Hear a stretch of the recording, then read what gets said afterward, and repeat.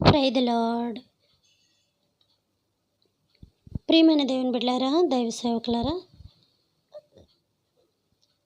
నా Facebook, YouTube, WhatsApp friends అని మీ అందరికీ కూడా నాకు హృదయపూర్వకమైన ధన్యవాదాలు చెల్లించుకుంటున్నాను. ప్రియమైన దేవుని బిడ్డలారా, మొన్నటి దినాన మన వాక్యం మాట్లాడుకున్నాం. వాక్యం ఏమని మాట్లాడుకున్నామో కూడా మనందరికీ తెలిసిన విషయమే. అక్కడ యేసుప్రభు వారు కూర్చున్న ఆ యొక్క ప్లేస్లోని దేవుని యొక్క బలమైన శక్తులు కలిసిన ప్లేస్ అని చెప్పాను. దేవుడు అక్కడ ఆత్మ ద్వారా అనేకమైన భక్తుల చేత కార్యాలు జరిపించుకున్నారని చెప్పాను. ఇప్పటిదాకా ఇక్కడ ఇలా జరిగింది. ఇక్కడి నుంచి మనం కొంచెం ముందుకు వాక్యం తీసుకుంటే గనక, 1 తండ్రి యొక్క స్వరం వినిపించాడని చెప్పాను. 2 దేవుని యొక్క ఆత్మ దిగివచ్చింది, అంటే పరిశుద్ధాత్మ దేవుడు దిగివచ్చాడు అని చెప్పాను. 3 ఆ యొక్క మనుషులలోకి దేవుని యొక్క ఆత్మ దిగివచ్చింది, భూమి మీదకి ఆత్మ దిగిరాలేదని చెప్పాను.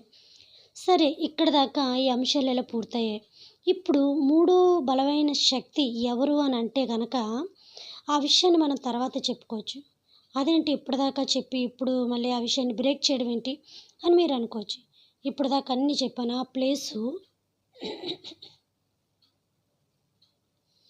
ఆ ప్లేసు గిద్యోను కొన్నాడని, అదంతా కూడా ఒక పొలమని, అవన్నీ చెప్పుకుంటూ వస్తాను చరిత్ర. ఇంకా వెనక్కి వెళ్ళవలసిన అవసరం అయితే లేదు. కాబట్టి ప్రియమైన దేవుని బిడ్డలారా, ఇప్పుడు అక్కడ బలమైన 3వ శక్తి ఎవరు అని మనం తెలుసుకోవాలి అని అనుకుంటే, దానికి ముందు కొంత మనం చరిత్ర తెలుసుకోవాలి. చరిత్ర అంటే ఏంటి ఇప్పుడు చెప్తున్నారు కదా అని అనుకోవచ్చు. నేనంటుంది బైబిల్ చరిత్ర కాదు. బైబిల్ చరిత్ర ఒక 2 days లేదు, ఎన్ని రోజులు మనకి అవుతే కనుక అన్ని రోజులు మనం కొంచెం చెప్పుకుందాం. ఒక 4 days, ఒక 3 days, ఎన్ని రోజులు పడితే కనుక అన్ని రోజులు ఈ యొక్క చరిత్ర మనం చెప్పుకుందాం. చరిత్ర అంటే ఇది బైబిల్కి సంబంధించిన చరిత్ర కాదు, కానీ ఆ ప్లేస్లో జరిగిన చరిత్ర మాత్రం మనం చెప్పుకుందాం. కొంచెం అది కూడా మనం చెప్పుకుంటే తర్వాత ఈ 3వ శక్తి అనే విషయాన్ని మనం ఇంకా డీప్గా వెళ్ళిపోతే ఇంకా అక్కడి నుంచి మనం ఇది క్లోజ్ చేసుకుందాం. కాబట్టి ఎప్పుడు క్లోజింగ్ అన్నది చూడదు, కానీ ఇంకా ఏమీ లేకుండా అన్నీ బయటకు రావాలనే చూడండి. కాబట్టి అక్కడ జరిగిన విషయం ఏంటి, చరిత్ర ఒక్కసారి మనం గుర్తు చేసుకుంటే చరిత్రకు సంబంధించిన విషయాలు కూడా మనం గుర్తు చేసుకోవాలి. విషయం ఏంటంటే ప్రియమైన దేవుని బిడ్డలారా, చరిత్ర అంటే ఇప్పుడు నేను బైబిల్ చరిత్ర చెప్పట్లేదు, కొంత జరిగిన చరిత్ర చెప్తున్నాను. జరిగిన చరిత్ర అంటే నేను అలాంటివి చెప్పనని కూడా మీకు తెలుసు. ఏదేదో పొలిటీషియన్గా అసలు చెప్పను, ఏది కూడా తీసుకోను. కానీ ఇది తీసుకోవాలి, ఎందుకంటే ఇది బైబిల్ పరంగా జరిగింది కాబట్టి, బైబిల్ చరిత్ర కాబట్టి దీన్ని నేను ఇప్పుడు కలపాల్సి వస్తుంది. కలపకపోతే ఆ 3వ శక్తి అనేది మీకు తెలియదు. కాబట్టి ఇప్పుడు అందుకని కొంచెం ఇలా మనం బయట మాటలకు రావాల్సి వస్తుంది. విషయం ఏంటంటే బయట మాటలు ఏమీ కాదు, అంతా ఆ ప్లేస్ కోసం జరిగిన సంఘటనే. అక్కడ ఆ ప్లేస్ కోసం ఏర్పాటు చేసిన విషయాలు నేను చెప్తున్నాను. ఆ ప్లేస్ కోసం అక్కడ ఏం జరిగింది, ఎలా జరిగింది, ఎవరెవరు ఏం చేశారు, అసలు ఆ ప్లేస్ ఎందుకు మూతబడింది, ఆ ప్లేస్ని ఇప్పటిదాకా ఎందుకు తెరవలేదు, ఆ ప్లేస్లోకి ఇప్పటిదాకా ఎవరు ఎందుకు వెళ్ళలేదు అనే విషయాన్ని నేను మాట్లాడాలని అనుకుంటున్నాను. మీరు అనుకోవచ్చు బహుశా అదేంటి అక్కడ అందరూ కార్యాలు చేశారు కదా, అది ఒక పెద్ద ఊరు కదా, అక్కడ బేతనియా కూడా దగ్గర ఉంది కదా, అక్కడ వచ్చి ఎరుకో కూడా దగ్గర ఉంది కదా, అక్కడ అనేకమైన కార్యాలు చేశారు కదా, ఒక పంట భూమి కదా, లేదా అన్నీ అనొచ్చు. నిజమే. ఇప్పుడు మన పైతరాలు ఎవరన్నా ఉన్నారా? అంతరించుకుపోవట్లేదా? చనిపోతున్నారు కదా. అలాగే చాలా ఊర్లు కూడా అంతరించుకుపోతున్నాయి. చాలా ఊర్లలో నదులు వచ్చేసాయి, చాలా ఊర్ల మీద ఊర్లు కట్టేశారు, ఇల్లులు కట్టేశారు, ఇవన్నీ కట్టేశారు. అలాగే ఆ ప్లేస్ కూడా అక్కడ సీక్రెట్ ప్లేస్ అయిపోయింది. ఆ ప్లేస్ ఒక భయంకరమైన వాతావరణాన్ని సృష్టించేశారు. అక్కడ భయంకరంగా మార్చేశారు ఆ యొక్క దేశాన్ని. అప్పుడు ఇజ్రాయేల్ దేశం ఉంది, ఇప్పుడు ఇజ్రాయేల్ దేశం ఉంది. అప్పుడు ఇజ్రాయేల్ దేశంలో ప్రజలు ఎలా ఉండేవారా? ఇదొక్కటి ఉదాహరణ తీసుకుంటే చాలా. ఎలా ఉండేవారు అప్పుడు? ఇజ్రాయేల్ దేశం ఎలా ఉండేది అప్పుడు? ఇజ్రాయేల్ గోడలు, మట్టిలు ఇవన్నీ ఎలా ఉండేవి? ఆ ప్లేస్ ఏమైనా టూరిస్ట్ ప్లేస్ కింద ఉండేదా? పరిశుద్ధమైన ప్లేస్ కింద ఉండేదా? ఇప్పుడు వెళ్ళి చూసి వస్తున్నారని యెరూషలేము పాతబడిపోయిందా? యెరూషలేము అపవిత్రం అయిపోయిందా? యెరూషలేము దగ్గర టూరిస్ట్ ప్లేస్ కింద ఇప్పుడు పెట్టేశారు. ఎంత మార్పు జరిగింది! అసలు అప్పటికిప్పటికి ఏమైనా చరిత్ర ఉంది? దేవుడు తిరిగి అక్కడ ప్రసంగాలు చేసి, దేవుడు తిరిగి అక్కడ బోధలు చేసి, దేవుడు తిరిగి అక్కడ చరిత్రను సృష్టించి, దేవుడు తిరిగి అక్కడ స్వస్థతలు చేసి, ఆ దేవాలయంలో అనేక మందికి బోధలు చేసి, కార్యాలు చేసి, మరి రోమ ప్రభుత్వం అంతా కూడా, రోమన్స్ అంతా కూడా అక్కడ ఏలిన దానికి ఇప్పుడు వాళ్ళందరూ ఉన్నారా? గవర్నమెంట్ మారిపోలేదా? ప్రభుత్వాలు మారిపోలేదా? మనుషులు మారిపోలేదా? డ్రెస్ మారిపోలేదా? వాతావరణం మారిపోలేదా? పేరు మారిపోయిందా? కొన్నాట్లకి పేరు మారింది, కొన్నాట్లకి పేరు మారలేదు. విషయం ఏంటంటే అటువైపు దేశస్తులంతా చాలా మటుకు బైబిల్లో పేర్లు ఎలా ఉన్నాయో యాజ్ ఇట్ ఈజ్ అలాగే ఉంచారు. మనకి తెలివి ఎక్కువైపు కాకరకాయని బీరకాయని, బీరకాయని కాకరకాయని తెలివి ఎక్కువైపు మనమే మార్చేసుకుంటూ ఉంటాం ఊరిల్ని, పేరుల్ని. ఏంటో మన మన ఆనందం ఏంటో మనకే తెలియదు. కాబట్టి ఇప్పుడు ఇజ్రాయేల్ దేశం ఎలా ఉంది? పేరు అలాగే ఉంది. అవన్నీ అక్కడ మార్పులు చేర్పులు చేశారు. అలాగే ఈ ప్లేస్ కూడా ఏ యొక్క కార్యములు ఇక్కడ జరిగాయో ఈ ప్లేస్ కూడా అలాగే అక్కడ మార్చబడింది. విషయం ఏంటంటే రాను రాను రాను రాను అంత కళకళలాడుతూ ఉన్న ఊరు, అంత ఇదిగా ఉన్న ఊరు, అంత ప్రశాంతంగా ఉన్న ఆ ఏరియా, ఎక్కడ తండ్రి మాట్లాడిన ప్లేసు, ఏలియాను తీసుకున్న ప్లేసు, యెహోషువ కార్యాలు చేసిన ప్లేసు, మందసముతో వెళ్ళిన ప్లేసు, తర్వాత గిద్యోను కార్యాలు చేసిన ప్లేసు, పరిశుద్ధాత్మ దేవుడు వాళ్ళ మీదకి అక్కడ దిగి వచ్చిన ప్లేసు. ఒక్క ప్లేస్ కదా, అక్కడ అనేకమైన అద్భుతాలు జరిగిన ప్లేసు. ఒకప్పుడు గిద్యోను కన్న ప్లేసు. ఇప్పుడు అది అలా అలా అలా అలా అలా అలా ఒక బలమైన శక్తికి అక్కడ బలమైన కార్యం జరిగిపోయిన తర్వాత ఆయన ఆ యొక్క బలాన్ని పొందుకున్న తర్వాత పొందుకున్న తర్వాత అది ఏమైందంటే రాను రాను రాను రాను అది అలాగా అంతరించుకుపోయింది. నేను ఎప్పుడు చరిత్ర చెప్తున్నాను తెలుసా? క్రీస్తు ప్రభువారు తిరిగిన చరిత్రప్పుడు చెప్తున్నాను. ఎప్పుడు చెప్పిన మాటలేంటో తెలుసా? అస్సలు వాళ్ళ కానీ, వాళ్ళ శిష్యులు కానీ, వాళ్ళ తరము ఎవ్వరు కూడా లేకుండా ఈ మధ్యకాలంలో అంటే ఇప్పుడు కాదు సుమారు ఇంచుమించు 1998లో జరిగిన విషయాన్ని చెప్తున్నాను. అంటే అప్పటి నుంచి ఇప్పటికి 20 సంవత్సరాలు కొంచెం దాటే ఉంటుంది. కాబట్టి ప్రియమైన దేవుని బిడ్డలారా, ఆ యొక్క భూభాగాన్ని, ఏ భూభాగాన్ని? యేసుప్రభువారు ప్రతిరోజు రాత్రిళ్ళు కూర్చుంటున్నారు అన్నాను కదా, అక్కడ కార్యాలు చేశారన్నాను కదా, ఆ భూభాగాన్ని ఒక ఆ భూభాగాన్ని అంతా కూడా ఒక భయంకరమైన భూభాగం కింద మార్చేశారు. చాలా భయంకరమైన భూభాగం కింద మార్చేశారు. ఎంత భయంకరమైన భూభాగం కింద మార్చేశారంటే అక్కడ ఎవరు వెళ్తే వాళ్ళే చచ్చిపోతున్నారు. అక్కడికి ఎవరు వెళితే వాళ్ళే చచ్చిపోతున్నారు. అక్కడ ఏమైనా దెయ్యాలు ఉన్నాయా? అక్కడ ఏమైనా భూతాలు ఉన్నాయా? అక్కడ ఏమైనా చేయకూడని పనులు చేస్తున్నారా? అక్కడ ఎవరైనా వెళ్తే కిడ్నాప్ చేస్తున్నారా? అక్కడికి ఎవరైనా వెళ్తే చంపేస్తున్నారా అని మీరు అనుకోవచ్చు. సరే, మీరు అనుకున్న దాంట్లో ఏదో ఒకటి నేను చెప్తాను, అది ఎలాగ వెనక తప్పదనుకోండి. ఇలాగా ఆ యొక్క ప్లేస్ని అంతా కూడా చాలా భయభ్రాంతమైన ప్లేస్ని చేసి, అదొక సీక్రెట్ ప్లేస్ని చేసి, ఇవాళ వాయిస్ కొంచెం చాలా డిస్టర్బెన్స్గా ఉంది, నాకు ఏమనుకోవద్దు. అలా ఆ ప్లేస్ని ఏం చేశారంటే ఒక భయంకరమైన వాతావరణం కింద ఆ ప్లేస్ని చిత్రీకరించేశారు.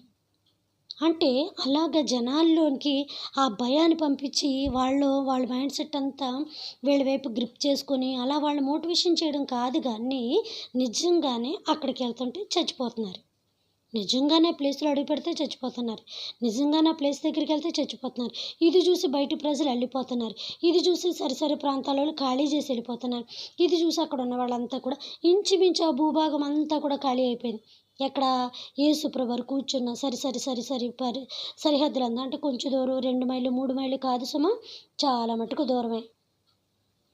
చాలా మటుకు దూరం కిందే ఏమవుతున్నారంటే ఖాళీ అయిపోయింది. ప్రశాంతమైన వాతావరణం అయిపోయింది. అది ఒక భయంకరమైన వాతావరణం కింద అయిపోయింది. నిజంగానే ఆ యొక్క భూమి దగ్గరికి అడుగు పెడుతుంటే చచ్చిపోతున్నారు. ఆ భూమి దగ్గరికి అడుగు పెడుతుంటే చచ్చిపోతున్నారు. ఆ భూమిలోకి వెళ్తుంటే చచ్చిపోతున్నారు. ఏమైంది? అసలు ఏమైందో తెలుసుకోవాలి కదా. అందుకే నేను కొంత చరిత్ర మనం తెలుసుకోవాలని అన్నాను. బైబిల్ విషయం పక్కన పెడదాం, కానీ కొంత చరిత్ర తెలుసుకుందాం. అంటే ఇదంతా బైబిల్ సంబంధించింది సుమా, అంతా బైబిల్ సంబంధించింది. అంటే ఇప్పుడు నేను చెప్తున్న ఈ మాటలు బైబిల్లో లేవు, కొంత చరిత్రకు సంబంధించింది. చరిత్ర కూడా మనం తెలుసుకుంటూ ఉండాలి. ఇది బైబిల్కి సంబంధించిన చరిత్ర కాబట్టి నేను చెప్తున్నాను, లేకపోతే నేను చెప్పబోదును. లేకపోతే నేను అస్సలు ఇలాంటి మాటలు ఇన్వాల్వ్ చేయమన్నా చేయను. నా మెసేజ్లు అంటారు మీకు బాగా తెలుసు. ఎప్పుడు ఇతర దేవుళ్ళ కోసం కానీ, పొలిటీషియన్ కోసం కానీ, అసలు ఇంక దేనికోసం ఏ మాట కూడా నేను వాడలేదని మీకు తెలుసు. ఎందుకంటే వాక్యాన్ని వాక్యంగా చెప్పడానికే నేను ఇష్టపడతాను. ఎవరు వినినా వినకపోయినా నాకు అనవసరం. నేను చెప్పుకుంటూ పోతాను అంతే. కాబట్టి ప్రియమైన దేవుని బిడ్డలారా, అలాగా కాలం కాదు సుమా, కొన్ని సంవత్సరాలు చెప్పాను కదా, 1998 నుంచి ఇప్పటికి 20 సంవత్సరాలు దాటుంటుంది. అలాగే అది ఎప్పుడుందంటే 1996 వరకు కూడా అది అలాగే ఉంది. 98 నుంచి 96 దాకా కూడా ఆ ప్లేస్ అలా సీక్రెట్గానే ఉంది. ఆ ప్లేస్కి ఎవరు వెళ్తే వాళ్ళే చచ్చిపోతున్నారు. ఆ ప్లేస్లో ఎవరు అడుగు పెట్టినా చచ్చిపోతున్నారు. ఆ ప్లేస్కి ఎవరు వెళ్ళడానికి కూడా భయం వేసేస్తుంది.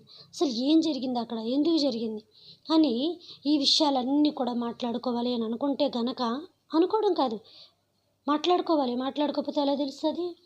మంచి అయినా చెడైనా మాట్లాడుకుంటే, మంచి మాట్లాడుకుంటే చెడు బయటపడుతుంది, చెడు మాట్లాడుకుంటే మంచి బయటపడుతుంది. ఎక్కువగా కొంచెం మాట్లాడితే వాళ్ళ దగ్గరే ఉన్న తెలుస్తాయి, వీళ్ళ దగ్గరే ఉన్న తెలుస్తాయి.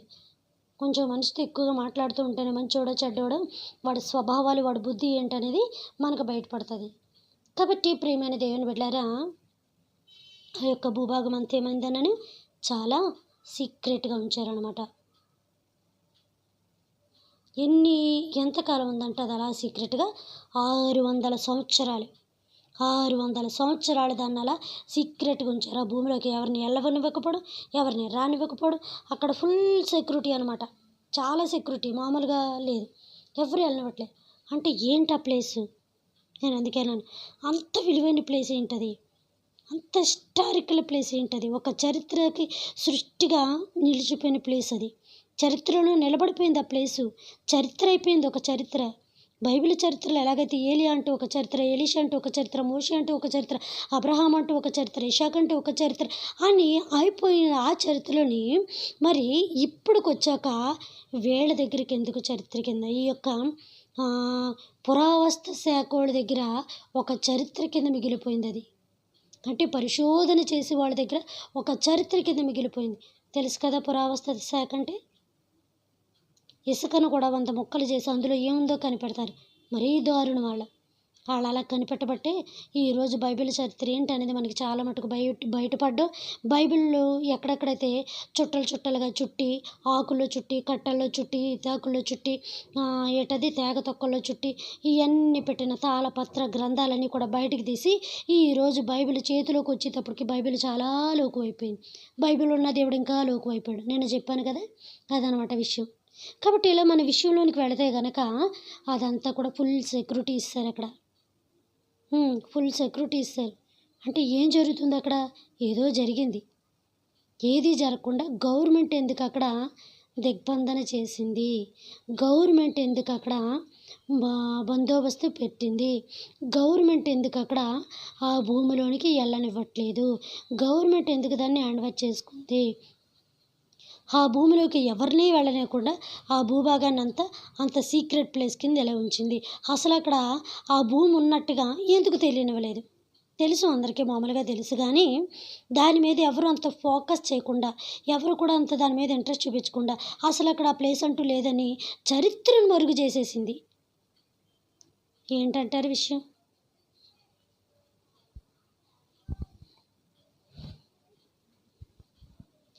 ఏదో లేకపోతే అలా జరగదు కదా అక్కడ. సరే ప్రియమైన దేవుని బిడ్డలారా, అక్కడ అడుగు పెట్టిన ప్రతి ఒక్కళ్ళు చనిపోతున్నారు.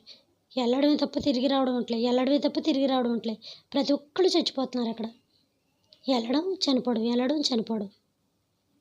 ఇప్పుడు క్రీస్తు వారు చనిపోయాక, వాళ్ళ శిష్యులు చనిపోయాక, ఒక తరం గడిచిపోయాక, ఒక తరం వెళ్ళిపోయిన తర్వాత గవర్నమెంట్ దగ్గరికి వచ్చిన తర్వాత, గవర్నమెంట్ దృష్టిలో పడిన తర్వాత అందరూ చచ్చిపోతున్నారు. ఏం జరిగింది? ఏం జరుగుతుంది? ఈ విషయాలన్నీ కూడా రేపు మాట్లాడుకుందాం. పరలోకమందున్న మా తండ్రి, మీ నామము పరిశుద్ధపరచబడునుగాక, మీ రాజ్యం వచ్చునుగాక, మీ చిత్తము పరలోకమందును నెరవేరినట్లు భూమి అందును నెరవేరునుగాక. మన దినాహారం నేడు మాకు దయచేయమయ్యా. మా యొక్క బోనసుల అపరాధములను మేము క్షమించిన ప్రకారము మా అపరాధములను మీరును క్షమించండి తండ్రి. మమ్మల్ని శోధన నుంచి తెక్కాకడిని తప్పించమునైనా రాజ్యము, శక్తి, మహిమ నిరంతరం మీరై ఉన్నారు తండ్రి. ఆమేన్. దేవుడు మన దీవించి ఆశీర్వదించును గాక. Good night.